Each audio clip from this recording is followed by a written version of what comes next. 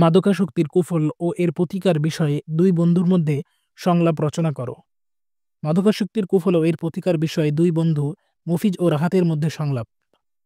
মফিজ বলছে, ঢাকা থেকে কখন এলে রাহাত?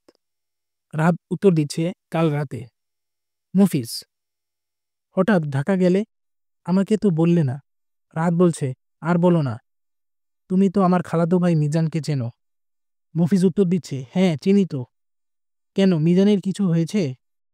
রাহাত বলল, তোমাকে বলা হয়নি। খালাম্মার একমাত্র সন্তান, গাড়ি বাড়ি কোনো কিছুর অভাব নেই, কিন্তু দুঃখ হচ্ছে অসৎসঙ্গে আর বিলাসিতায় গা ভাসিয়ে ভাই আমার মাদকে আসক্ত। খালাম্মার সাথে ওকে মাদককে না বলুন ভর্তি করতে এলাম। মফিজ বলছে, সত্যি বড্ড ভাববার বিষয়। যে তরুণেরা জাতির ভবিষ্যৎ কর্ণধার, তারা আজ বিধ্বংসী মাদকের খপ্পরে। রাহাত বলছে, ঠিক তাই। মাদক আজ এইডস এর চেয়েও কম বিধ্বংসী নয়, জাতিকে নির্জীব ও নিস্পৃহ করার প্রধান কারণ।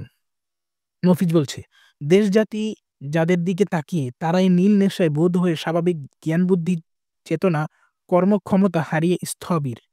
রাহাত বলল, মাদকাসক্তি এখন আমাদের দেশে মহামারীর মতো দ্রুত বিস্তার লাভ করছে।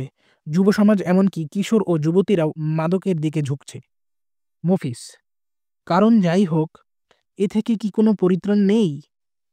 রাহাত বলল, মাদকের হাত থেকে দেশ জাতিকে রক্ষা করতে প্রথমে এর কারণ খতিয়ে দেখতে হবে। মফিজ, আজ দেশের সবাই জানে, পারিবারিক কলহ, ক্রমবর্ধমান বেকারত্বজনিত হতাশা, মাদকে আসক্ত বন্ধুদের সংসর্গ এবং মাদক ব্যবসায়ীদের অপরিমাণ অর্থলোভ, এসব কারণেই যুব সমাজ মাদকের দিকে ঝুঁকছে। তবে এসব জেনে কি লাভ? রাহাত বলল, নিশ্চয়ই লাভ আছে। নৌকার যে ছিদ্র দিয়ে জল চোয়ায় তাকে বন্ধ করতে হবে। মাদকদ্রব্য উৎপাদন, ব্যবসা ও ব্যবহার আইন দ্বারা কঠোর থেকে কঠোরতর হয়ে নিষিদ্ধ করতে হবে।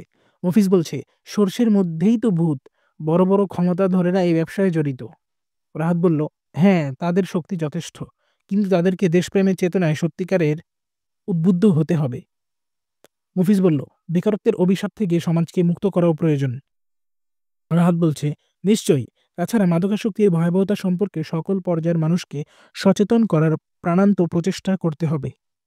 মফিজ বলছে, আমার মনে হয় এ বিষয়ে পরিবারের দায়িত্বই প্রধান। ছেলেটি কোথায় যায়, কার সাথে মেশে, তারা কি করে, এসব বিষয়ে অভিভাবকের গোচরে থাকতে হবে। রাহাত, মাদককে না বলুন এর কর্মীরা অত্যন্ত সহানুভূতি, দরদ ও আন্তরিকভাবে মাদকাসক্তদের দেখাশোনা করেন। সবাইকে ধৈর্যের সাথে এই কঠিন জাতীয় রোগটির সেবায় সদা সতর্ক থাকতে হবে। মফিজ বলছে, দেশ জাতির সকল পর্যায়ের মানুষের বোধে আনা উচিত যে বর্তমান বিশ্বে জাতি হিসেবে টিকে থাকতে হলে মাদকাসক্তির বিরুদ্ধে সর্বজনের সর্বাত্মক সংগ্রামে লিপ্ত হতে হবে। রাহাত বলল, নিশ্চয়ই, আমরা তো পারব। আমাদের পশ্চাতে রয়েছে মুক্তিযুদ্ধের মতো গৌরদীপ্ত ঐতিহ্য। এ জাতি বীরের জাতি।